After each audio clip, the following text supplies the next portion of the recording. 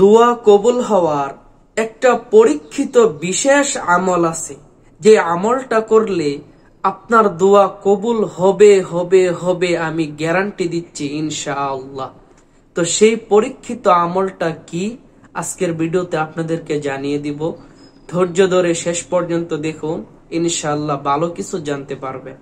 ছোট্ট একটা রিকোয়েস্ট থাকবে, এমন সুন্দর সুন্দর ইসলামিক ভিডিওগুলো পেতে দয়া করে এই চ্যানেলটি সাবস্ক্রাইব করে সাথে থাকবেন। তো এই আমলটা করে যারাই দোয়া করেছে, কেউ বলতে পারবে না যে আমার দোয়া কবুল হয়নি, কেউ অস্বীকার করতে পারবে না। তো সেই দামি আমলটা আপনাকে করতে হবে ইশার নামাজ আদায় করে, ইশার নামাজের পরে। কিভাবে করবেন? ইশার নামাজ আদায় করে যাই নামাজে বসে প্রথমে 100 বার দুরূদ শরীফ পাঠ করবেন। যেই দুরূদ শরীফ আপনার কাছে সহজ মনে হয় সেটাই পাঠ করবেন। 100 বার দুরূদ শরীফ পাঠ করার পরে 499 বার পাঠ করবেন লা হাওলা ওয়ালা কুওয়াতা ইল্লা বিল্লাহ।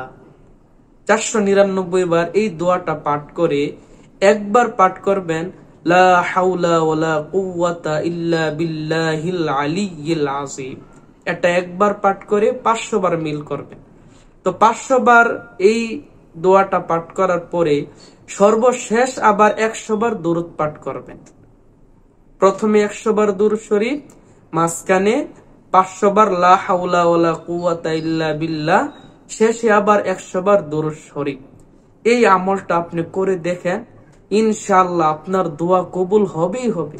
আপনি যেই আশায় এই আমলটা করবেন সেই আশা পূরণ হবেই হবে ইনশাআল্লাহ। একবার আপনি পরীক্ষা করে দেখেন, অবশ্যই ফলাফল পাবেন। ভিডিওটি যদি ভালো লাগে অবশ্যই একটা লাইক, একটা কমেন্ট, একটা শেয়ার করে দিবেন। পরবর্তী এমন সুন্দর সুন্দর ইসলামিক ভিডিওগুলো পেতে দয়া করে চ্যানেলটি সাবস্ক্রাইব করে সাথে থাকবেন।